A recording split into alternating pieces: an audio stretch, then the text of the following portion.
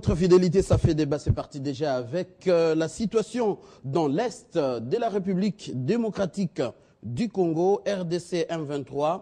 Faudra-t-il négocier? Négocier sur quoi? Que revendique le rebelle du M23? On en parlait tout à l'heure avec Guy Patrice Songala, centriste indépendant. Bienvenue Guy. Papi Tamba, vous êtes de la majorité. Bienvenue.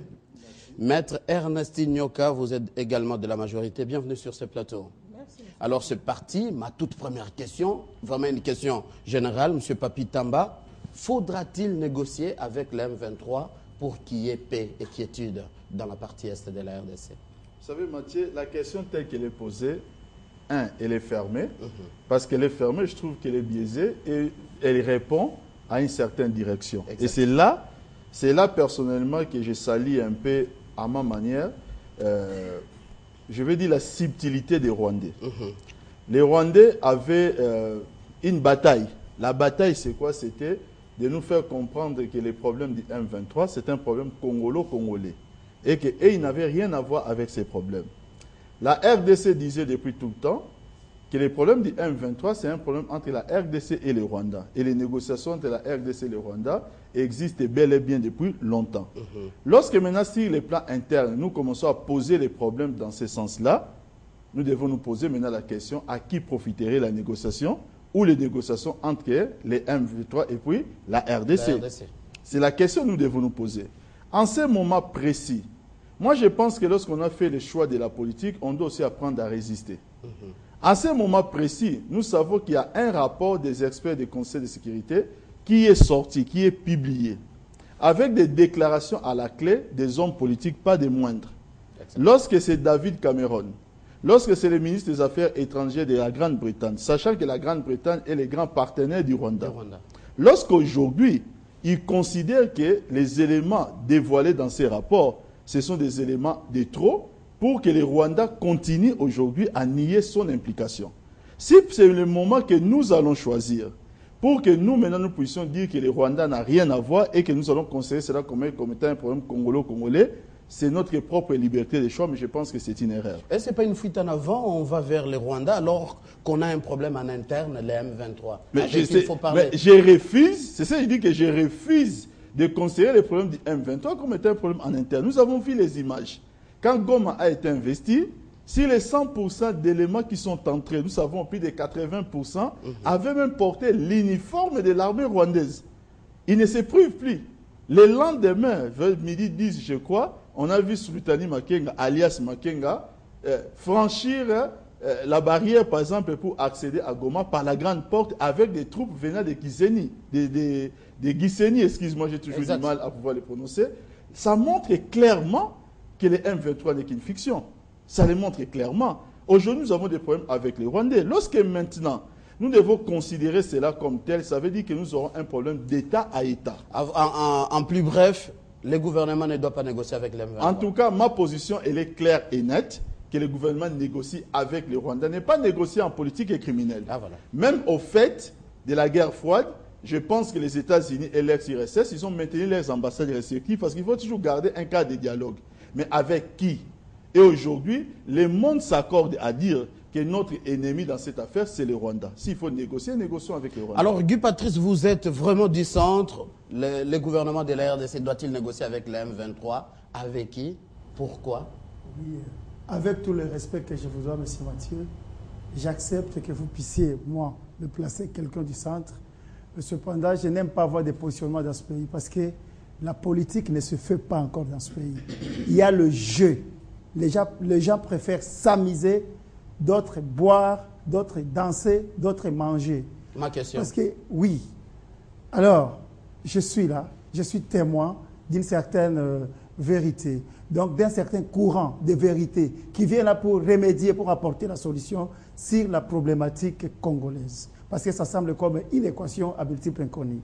Faudra-t-il encore négocier avec un 23? Est-ce que le gouvernement doit négocier avec un 23? Ça, c'est la question. Même, oui, voilà. Je sais, on nous suit souvent ici. Cela est devenu vraiment, je peux dire, un constat à plusieurs variantes. Est-ce qu'on ne peut pas progresser dans ce pays? C'est là, moi je suis scientifique. Il faut toujours tout remettre à cause. Il faut poser toujours les fondamentaux des les pourquoi et les comment. Il faut progresser aussi un peu. Parce que nous pêchons souvent ici au Congo par rapport au temps. C'est comme si le temps n'existe pas. Et celui que je représente, vous savez très bien, les rois des nations, Jésus-Christ, parce que c'est lui qui a su et aussi discipliner le temps. Faudra-t-il négocier l'état que nous comptons, c'est par rapport à lui. Je sais où j'arrive. Mais ne me prêtez pas aussi votre foi. Rapidement, parce que c'est le temps. Pour négocier avec les M23, mon ami l'a dit, autant mieux négocier avec l'agresseur qui est le Rwanda. Mais quand nous plongeons dans une affaire que nous ne connaissons, dont on ne connaît ni le tenant, ni les aboutissants, vous ne savez pas qui est qui. M23, vous allez m'excuser, souffrez que je vous dise la vérité. M23 n'est pas très loin du gouvernement. Le Rwanda n'est pas très loin du M23. Au lieu, moi, de m'endormir dans tout cela, poser la question surtout sur les sorts des Congolais. Parce que M23 est à Goma. Il fait, leur colonel porte-parole a dit à la voix du monde et aux yeux du monde, il a dit, écoutez, Goma est à nous. Disons, dans l'extase du bonheur et de joie. Bon, le président n'a pas été là pendant tout ce temps ici. Il est allé là avec les trois. J'étais estomaqué, je vois une photo, l'ambiance était de fête entre les trois, des amis qui se connaissent.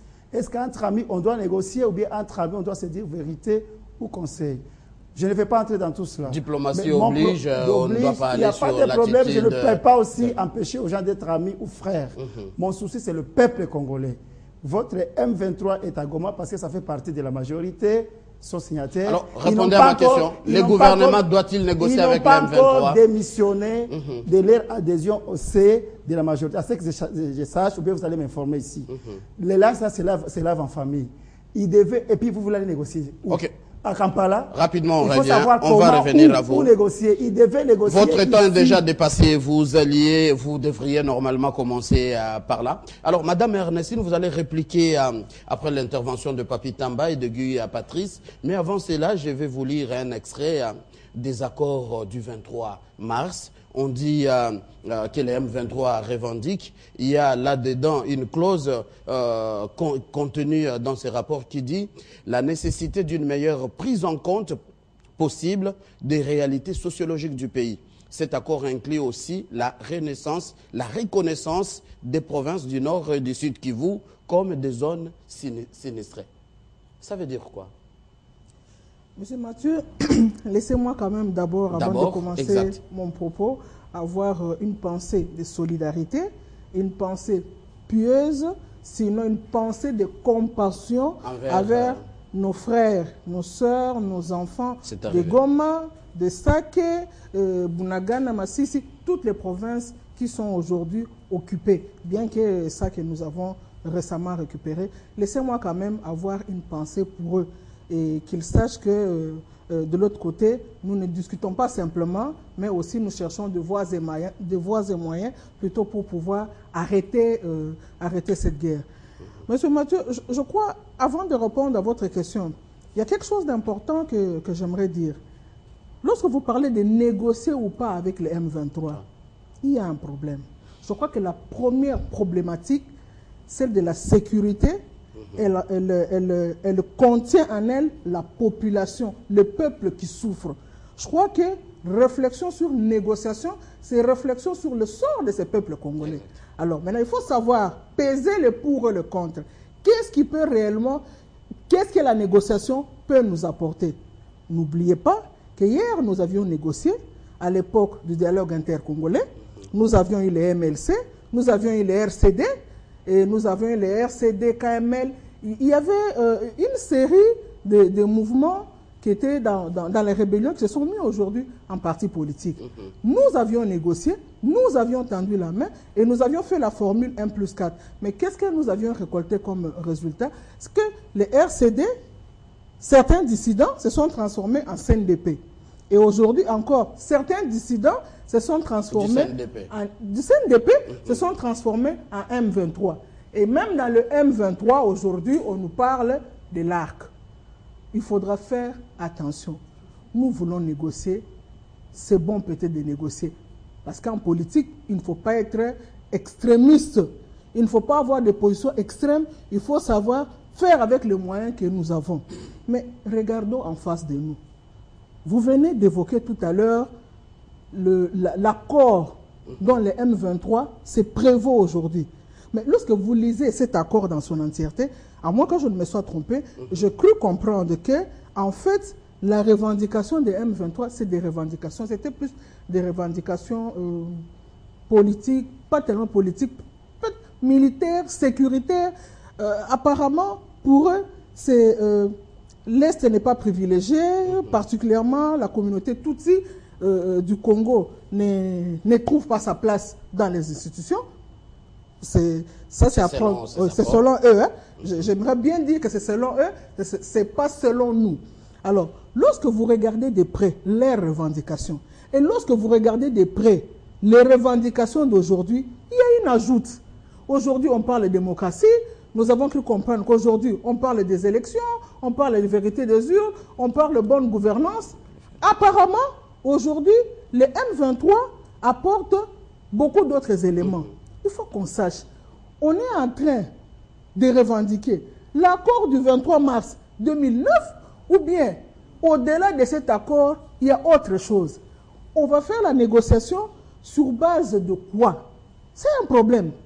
À mon humble avis, je pense qu'aujourd'hui, c'est un piège. Il s'agit d'un piège parce que nous savons tous aujourd'hui que le Rwanda a basculé. Il y a les victimes. C'est important. Oui, il y a des victimes. C'est pour ça que je préférais d'abord dire que la donne principale, c'est le peuple congolais qui est en train de souffrir. Mais il y a un problème. Nous savons tous que le Rwanda a basculé dans la communauté anglophone.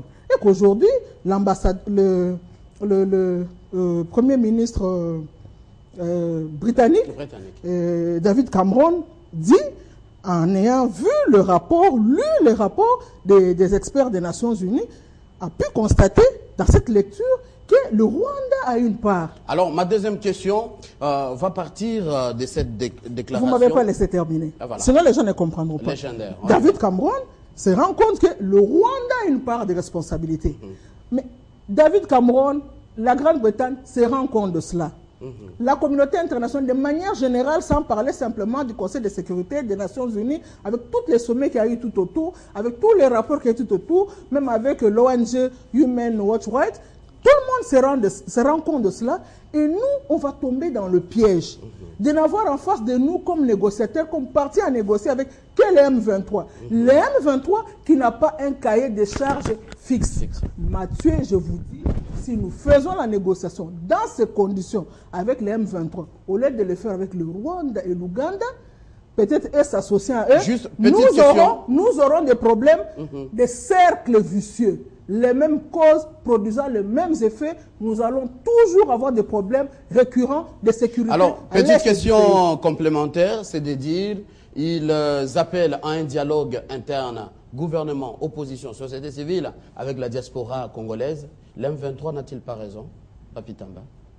Attendez, Monsieur Mathieu, moi je pense que si nous devons continuellement tomber dans les panneaux de nos ennemis, la question que je me posais, c'est de savoir quand est-ce que nous pensons à l'émergence de notre propre pays.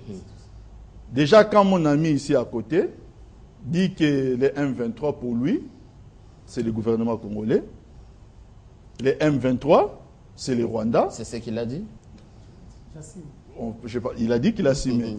C'est ce qu'il a déclaré ici. Je suis frustré. Exact. Je suis frustré parce qu'à ce que je sache, il n'existe pas une branche politique dans notre pays qui soit militarisée.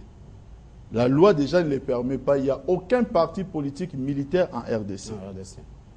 Il ne faudrait pas que s'il y a des dissidents dans une organisation qui était politique, qui se comportent comme des criminels, comme des terroristes, et que nous, hommes politiques, de surcroît parlant de Jésus-Christ, que nous puissions maintenant leur faire les lits, en faisant ce qu'eux déclarent là où ils sont en train de tuer nos frères.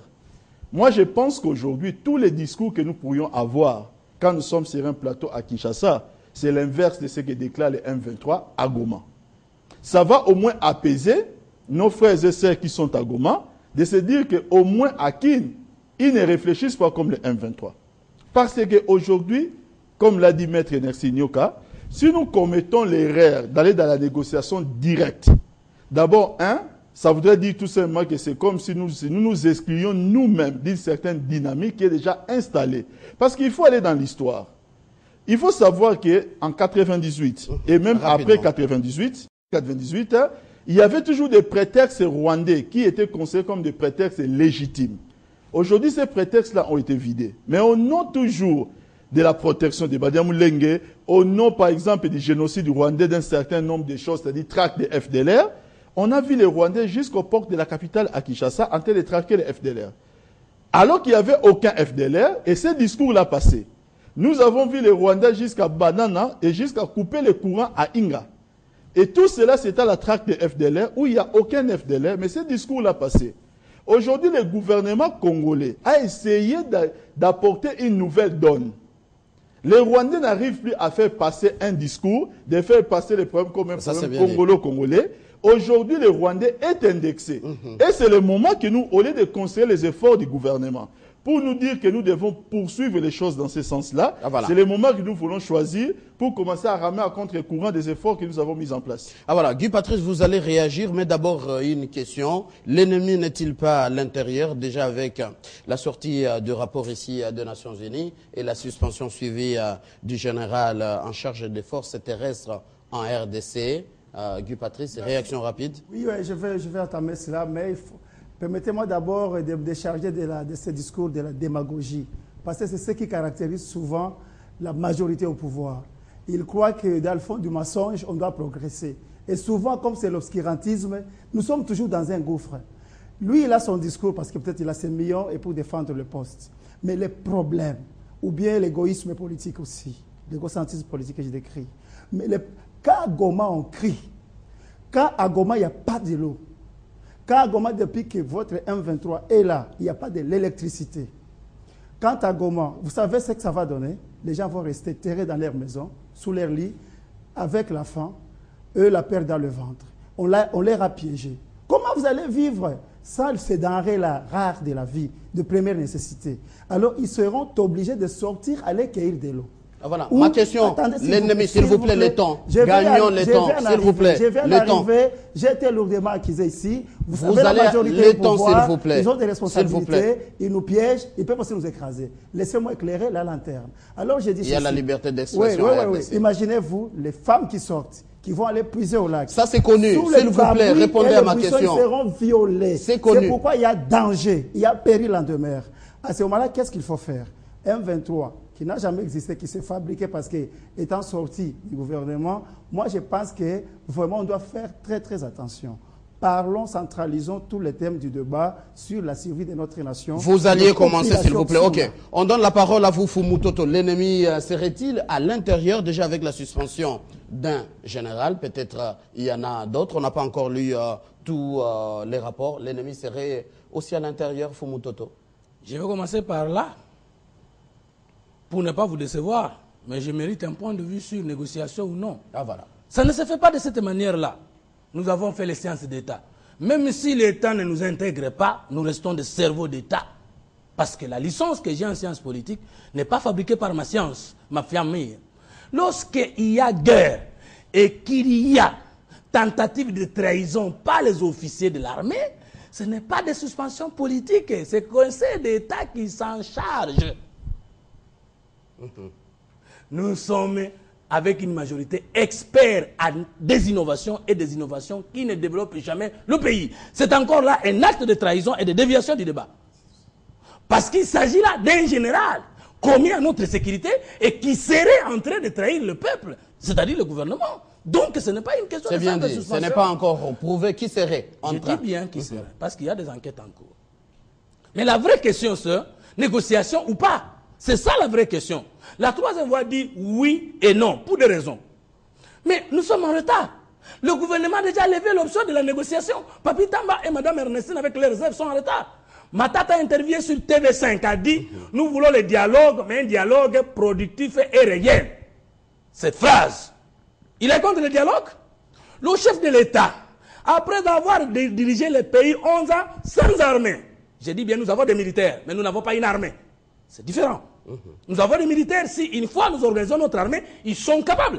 Rappelez-vous, dans la bande d'Azou en 1979, les militaires congolais sont intervenus pour déloger Kadhafi et Kadhafi s'est exclamé en disant que si j'avais une armée comme l'armée congolaise, je peux défier l'Amérique.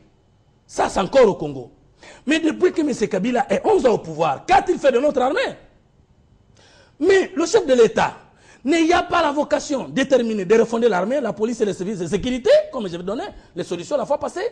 Et dans les opérations conjointes, la MONUSCO et la coopération avec Museveni et Kagame comme solution. Mais ce sont des négociations, je vous donne un exemple. Pendant que Goma tombe, le président s'envole dans un conseil de réunion à huis clos avec Museveni et Kagame. Les conclusions ont été connues. Mais les conclusions, c'est quoi? Le M23 doit se retirer. Mais ça veut dire qu'il y a eu des accords signés. Mais seulement j'interroge la Constitution. Le chef de l'État a-t-il qualité de signer un accord? Ou bien la Constitution dit le gouvernement négocie, la loi vote, le Parlement vote, le principe c'est la ratification. De quels accords est-ce que s'engage le peuple? Il faut partir des faits avec précision. J'arrive, voilà. Je suis dans les faits. Nous sommes le 23 mars 2009. Le gouvernement ou le chef de l'État, je ne connais pas parce que je n'ai jamais lu l'article, signe les accords avec les CNDP qui cesse d'être un mouvement rebelle et devient un parti politique de la majorité jusqu'au 23 mars 2011 courant. Dans ces accords-là, il y a des espaces à céder. Et l'homme 23 qu'on a dit qu'on n'a pas cédé les accords. Maintenant que le gouvernement n'est pas capable de nous sécuriser, la doctrine sur la négociation, c'est simple. Une rébellion ne peut pas négocier avec un régime parce que la mission d'une rébellion, c'est renverser l'ordre. Et un pouvoir réel ne peut pas négocier avec une rébellion parce que la mission du pouvoir, c'est mater toute résistance. C'est bien dit. Réaction des gens de la majorité, c'est lorsque la rébellion ne sait plus avancer et que le pouvoir ne sait plus repousser la rébellion. On se calme, Fumutoto. On dirige un peu le débat. Madame Ernestine, réaction de la majorité. Réaction de la majorité, je crois que lorsque j'ai commencé mon propos, je l'ai dit. L'homme politique qui va aux extrêmes, qui est très extrémiste, qui ne sait pas à quel moment, comment réfléchir, s'il faut dialoguer ou pas. En fait, en ce moment-là, c'est un mauvais homme politique. Et je crois que j'ai donné pratiquement un sous-bassement sur lequel, comment on peut faire cette négociation.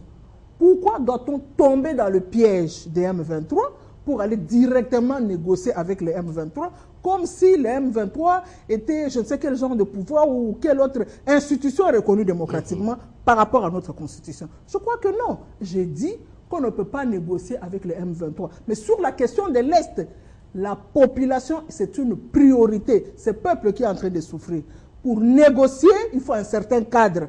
Et le cadre de négociation, puisqu'aujourd'hui, la donne a avancé, que ce soit avec le Conseil de sécurité des Nations Unies, à travers son rapport de ses experts, que ce soit la réaction de la communauté internationale, de manière générale. Il y a des réactions. Aujourd'hui, il y a encore une meilleure réaction. Je vous ai dit que le Rwanda, ce n'est plus tellement un pays qui est avec nous dans la communauté française. Le Rwanda est aujourd'hui plus francophone. Nous avons vu la Grande-Bretagne s'élever pour demander au Rwanda de pouvoir arranger la situation. Après avoir lu le rapport des Nations Unies. Nous pouvons négocier, mais pour que les guerres-là ne soient pas récurrentes, pour que la situation, on ne puisse pas chaque fois se plaindre de la même chose, il faut négocier avec les vraies personnes qui réellement posent problème à la RDC. Puisque les personnes ont été ciblées, le Rwanda, l'Ouganda, je pense que c'est avec eux qu'il faut, autour d'une table, essayer de voir réellement qu'est-ce qu'il faut. Si il s'agit de la négociation, s'il s'agit de la négociation à l'interne, politiquement, on peut le faire, mais moyennant un ordre de jour bien précis. Parce qu'il faut éviter la tendance que nous avons au Congo, celle de dire c'est le partage équilibré, équitable du pouvoir. Toujours pour la majorité, la suite de la question, l'ennemi serait-il à l'intérieur de la pomme, déjà avec la première suspension? Votre avis? Si l'ennemi est à l'intérieur, voilà. Oui, nous avons toujours dit qu'à l'intérieur du pays, il y a des tireurs de ficelles. Hier, nous avions eu la preuve avec l'honorable Roger Lumbala. Aujourd'hui, nous avons le général Tangofo qui vient d'écoper une suspension. Lorsqu'on apprend pareil fait, on ne va pas vite en besogne. On ouvre une enquête. À l'issue de l'enquête, on amène des éléments de preuves solides. C'est au moment de ces preuves solides que la sanction va suivre. moyennant des procédures bien appropriées. Mais on ne peut pas d'emblée dire, bon voilà, le général Tango Faure, voici votre sanction, vous, on vous envoie directement, nous-mêmes, nous vous avons, allez à la CPI, alors que même la CPI ne l'a même pas appelé. Par exemple, ça c'est un exemple. Deuxième partie Et il faudra dire que c'est vrai, nous avons toujours oui dire qu'au sein de l'armée, il y a des gens qui prennent, par exemple, qui retirent la solde des militaires, et qui prennent les rations des militaires, ils ne sont pas bien au front parce qu'il y a une certaine mafia dans l'armée. C'est bon, mais je pense qu'avec cette suspension, au moment des enquêtes, je crois qu'il y a des choses qui vont aujourd'hui apparaître au grand jour. Ah, voilà. Alors, deuxième partie, c'est juste une question aussi générale, celle de savoir la RDC qui est aux Nations Unies, la RDC qui est à l'appui des Nations Unies, avec la MONUSCO en RDC. On voit des marches ici à Kinshasa, on a vu à Bunia, on a vu à Kisangani, à Bukavu, des marches étouffées. Faudra-t-il compter avec la MONUSCO, la communauté internationale? Je commence avec vous, Papi Tamba. Je vais très rapidement répondre un peu, si vous permettez, avant de répondre à votre question, à certaines allégations que je considère assez graves que Fumutoto nous a fait ici. Et j'ai senti un peu dans vos propos, M. Fumutombo, un mélange des genres. Fumutoto. On ne va pas demander à un chef de l'État qui va en négociation dans le contexte d'une crise de dire à ses pairs chefs de l'État que je vais d'abord retourner aller consulter mon Parlement avant de prendre un accord. Ni Kagame ne l'a fait, ni Museveni. Vous savez, ils ont aussi des parlements chez eux. Exact. Parce qu'en matière de paix, cela relève du pouvoir discrétionnaire du chef de l'État qui a la charge d'en informer. Ça peut être a priori ou a posteriori. Là, c'est ce que dit les règlements élémentaires même de la vie. Deuxièmement, il y a un principe sacro-saint du droit qui est connu de tous. C'est le principe surtout du droit pénal. Même en matière criminelle, c'est la présomption d'innocence. Lorsqu'on commence par suspendre une autorité de l'armée, c'est un début vers l'ouverture d'une enquête. C'est pour que la personne se mette à la disposition de la justice qui devra maintenant mener des enquêtes, comme Maître l'a dit, présenter les dossiers sérieux. Alors ça ne sert à rien aujourd'hui d'affoler le peuple congolais avec un certain nombre de discours. Le peuple congolais aujourd'hui n'a pas besoin de ça. Nous constatons tous des faits que nous déplorons, et je vais vous le dire, que je les déplorerais même si c'était à moi-même qui les commettais. J'aime tellement ces pays que si c'était moi, j'ai dit, je prends les choses à l'extrême. Nous les déplorons, nous les constatons et nous les regrettons. Et nous voudrions que nous puissions aller plus loin. La suspension était prise en ce qui concerne et la décision. C'était avant la publication du rapport. Il y a d'autres enjeux. Le rapport est apparu mercredi, tard, au niveau des États-Unis. Il faut peut-être prendre des bons renseignements pour savoir que déjà en interne, avant ces rapports, il y a d'autres enjeux par rapport à cette guerre de Goma, que le gouvernement avait reçu certaines informations. La RDC doit-elle compter avec la communauté internationale? Maintenant, on peut aller. Maintenant, ce que je fais seulement dire, la RDC doit compter avec la communauté internationale. Mais la RDC doit tout simplement continuer à utiliser sa diplomatie pour expliquer davantage à la communauté internationale, de rendre un peu plus clair certaines choses. Tenez, M. Mathieu, ici dans notre pays, il y a moins de 2 mois, nous avons connu le sommet de la francophonie, où le président français François Hollande a pris la parole. C'est lui-même, président français, membre du Conseil de sécurité, président du Conseil de sécurité, qui dit que nous devons rendre le mandat de la MONUSCO plus clair. C'est le président François Hollande qui le dit. Ce ne sont pas les Congolais. Donc moi, je dis seulement que le problème n'est pas de ce que les Congolais peuvent demander. C'est qu'eux-mêmes, au niveau maintenant de la chaîne de décision du monde, ils se rendent compte que le mandat est flou. Parce qu'ils le disent sans qu'on leur demande. Ah, voilà, maintenant, nous voulons seulement qu'ils traduisent des faits, plutôt de leurs intentions, en actes. Ah voilà, réaction Guy Patrice, rapidement. Je peux répondre. Je vais intervenir. Moi, j'ai été beaucoup cité, je peux répondre. Vous aurez tout le temps, parce que moi aussi, j'aime pas. Rapidement, gagnez le temps. Gagnez le temps, s'il vous plaît. J'ai dit ceci, je dois sauver mon frère congolais de la noyade déjà, parce qu'il est en train de battre, disons, pavillon. Je trouve qu'il faudrait le sauver vite de la noyade. On y va. Quand on parle du peuple, quand même, il ne faut pas comparer le peuple au pain. Hein, que vous devez dévorer à tout moment. De quel peuple s'agit-il? Parce que le peuple ne se retrouve jamais. Vous ne savez même pas définir la politique et ce que vous faites. Vous êtes dans l'obscurantisme et le déviationnisme total. Parce que M23 d'abord c'est quoi? Parce que c'est ce qui, le Congo n'existe plus, la démocratie n'existe plus rien n'existe. Au monde, on voit seulement le Congo. Répondez à ma question. La RDC doit-elle compter avec la communauté internationale? La communauté internationale est là, je l'ai constaté malheureusement, est là pour les affaires. Et je n'aime pas qu'on mette le Congo sur le plateau des affaires. Parce que M23, dans les négociations qui sont des opacités aussi. Mais comme j'ai essayé de fouiller le mythe et j'ai découvert quand même là on a essayé de griffonner, je peux dire des bêtises, parce qu'ils ne réclament que des revendications pécuniaires. Comment leur laisser l'exploitation à ces sources-là? C'est bien que je me demande s'il y a des juristes dans ce pays qui au moins ont le temps de se concentrer sur la chose du pays. Le Congo n'est pas une petite chose. Alors j'ai dit, le Congo est devenu ce pays-là au large du spectre d'un paradoxe intellectuel très aggravant. Parce que l'intellectuel congolais réfléchit à autre chose. Jamais à comment on peut sauver la nation. Il ne veut même pas rendre la science politique. C'est bien dit. À vous suivre, on ne doit pas compter avec la communauté internationale. On peut compter avec parce qu'elle est plus forte que nous, mais nous devons imprimer notre caractère. Voilà, c'est bien dit. Réaction de vous, Fumutoto. Au lieu que nous soyons des victimes, tout la RDC, et des collabos ici. S'il vous plaît, Guy Patrice. S'il vous plaît, Guy Patrice. La RDC doit-elle compter avec la communauté internationale? Mais ce n'est pas la communauté internationale qui fait défaut, c'est le leadership congolais qui fait défaut. La communauté internationale, mais c'est qui? Mais le Congo lui-même a signé tous les grands contrats et accords internationaux. Donc on ne peut pas dire que la communauté internationale est contre le Congo, d'autant plus que le Congo lui-même est membre de cette communauté internationale, qu'il s'agisse des accords de la sous-région, de la région, que de l'Organisation internationale des Nations Unies, de l'Organisation des Nations Unies. Alors, non, ce n'est pas la communauté internationale. Quand on nous a donné ces frontières en 1885, Papi Tamba n'était pas là. Il était la volonté de la communauté internationale. Quand on a commencé la décolonisation, il n'était pas là pour défendre le président Kabila. Mais qui était là? C'est la communauté internationale. Elle nous donne des aides, elle nous donne des orientations. Quand nous gérons mal, la communauté internationale vient nous reprocher, nous disons, ne vous immiscez pas dans les affaires qui relèvent de notre compétence, souveraineté. Et quand ça ne marche pas, la communauté internationale, venez nous aider. Ce n'est pas la communauté internationale qui fait défaut. Mais avant de chuter, je reviens d'abord sur Papi Tamba. C'est ridicule, c'est honteux.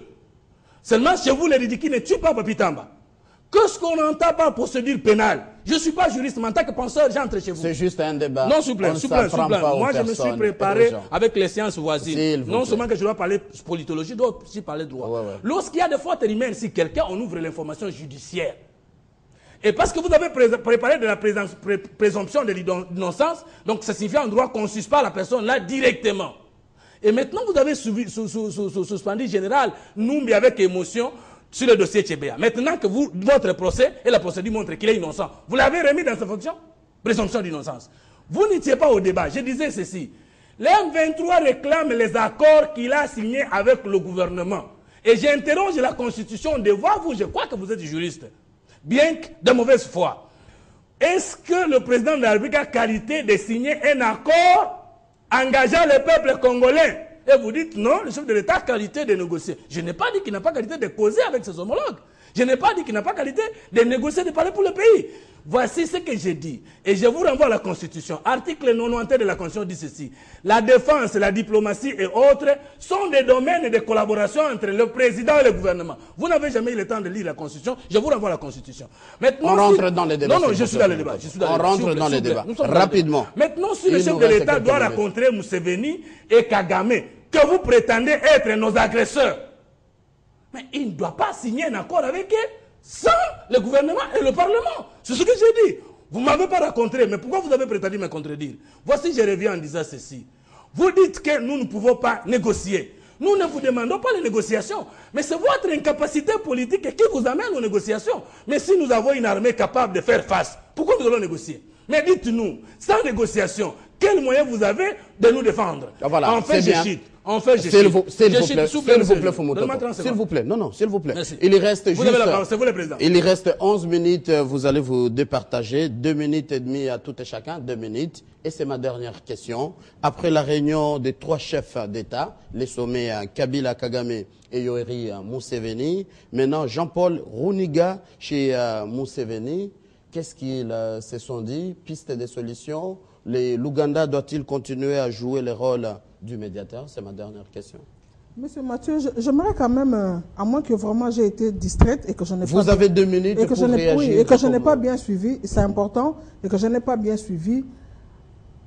Quand le président est allé à Kampala, y a-t-il eu un autre accord qui a été signé avec les 2 chefs de l'État? Il faut informer les gens, il n'y a pas eu d'accord. Il faut informer les gens. Il n'y a pas eu d'accord.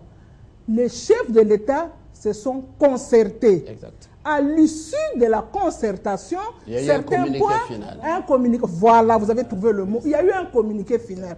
Dans ce communiqué, il a été dit qu'on sommet les M23 à pouvoir cesser les hostilités, à pouvoir quitter Goma. Et entre autres, il a aussi été dit que le président Kabila pouvait aussi voir dans quelle mesure, à l'intérieur du pays, comment faire pour qu'il puisse voir comment diminuer certaines tensions. Exact. Si je peux m'exprimer en ces termes. Je pense qu'il ne s'agissait pas d'un accord.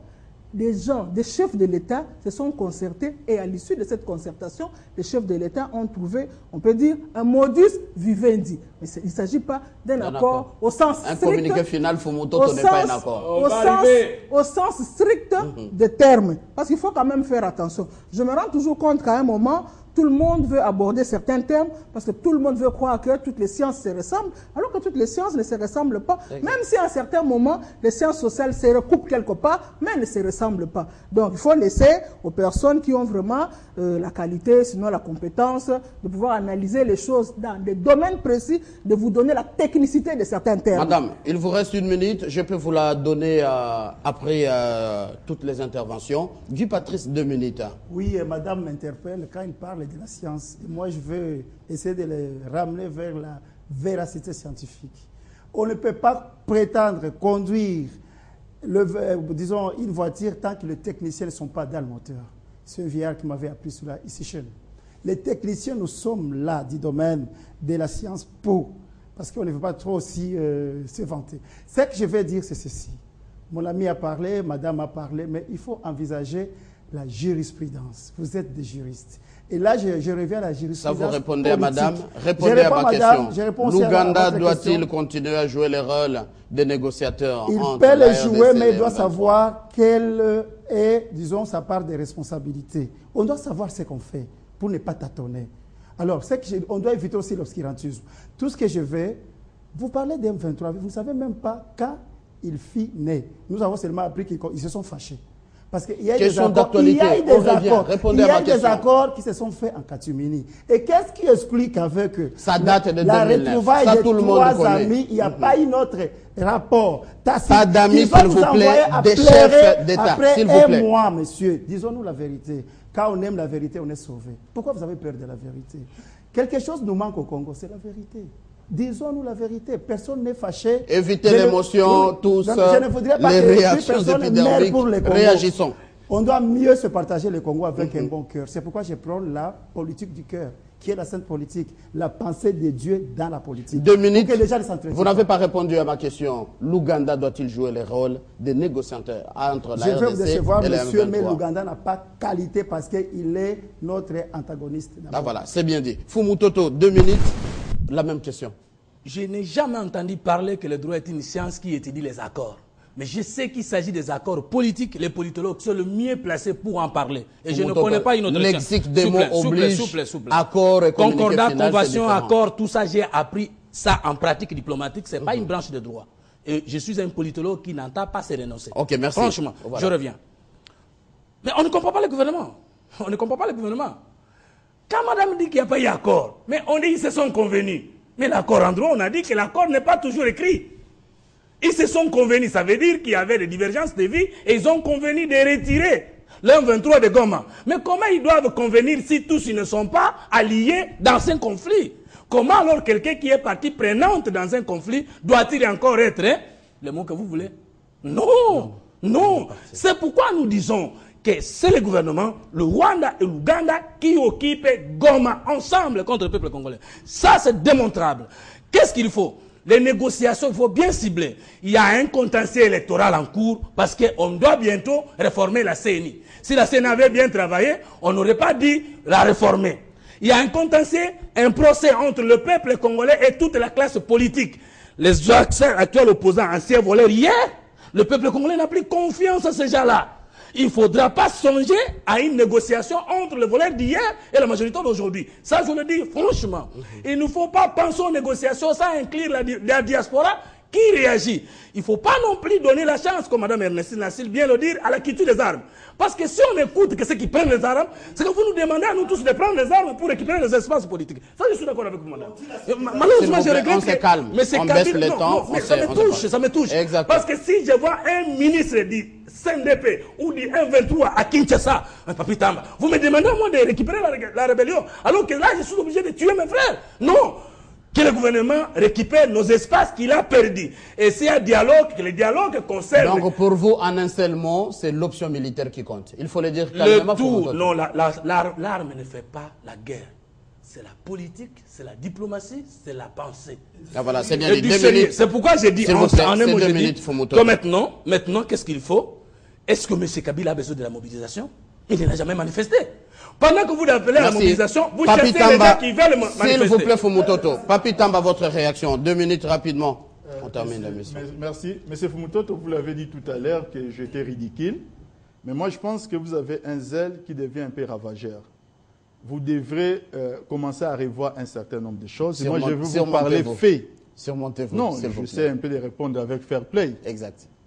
Aux États-Unis d'Amérique, le président Obama, face à la traque de lait de Ben Laden, face à une décision extrêmement difficile. Répondez à la question de l'autre côté, c'est les rouges déjà. Non, permettez-moi, je gère mes 2 minutes. Ouais. J'essaie juste de montrer que la décision appartenait au président Obama seul. Il fallait attendre... Non. Je vous dis qu'après, il devait passer devant le Congrès américain. Je serais dit qu'il en informe a priori ou a posteriori. Monsieur Fumutoto, quand vous parlez... Monsieur Fumukoko, les 2 minutes sont en train de se consommer. En cette matière...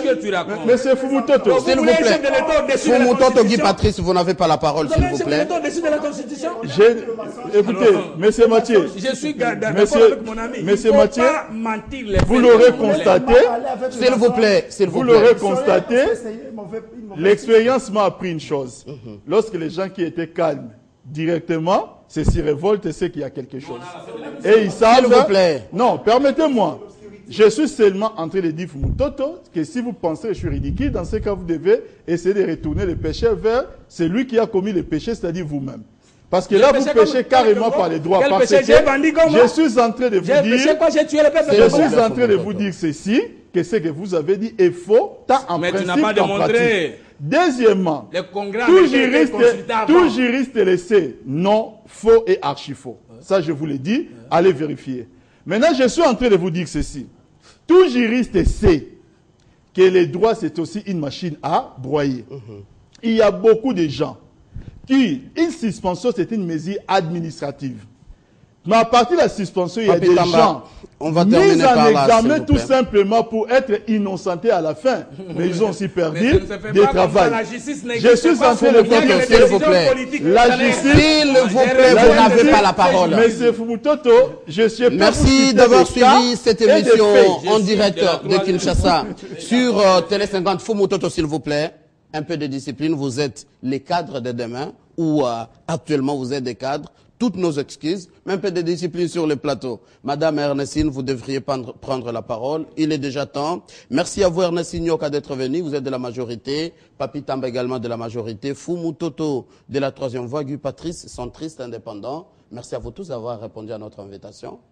Et surtout, merci à vous qui êtes en train de nous suivre. Retrouvez cette émission sur les www.tele50.com. Et surtout, coucou aux amis de Goma et la partie Est qui nous suivent sur streaming www.tele50.com.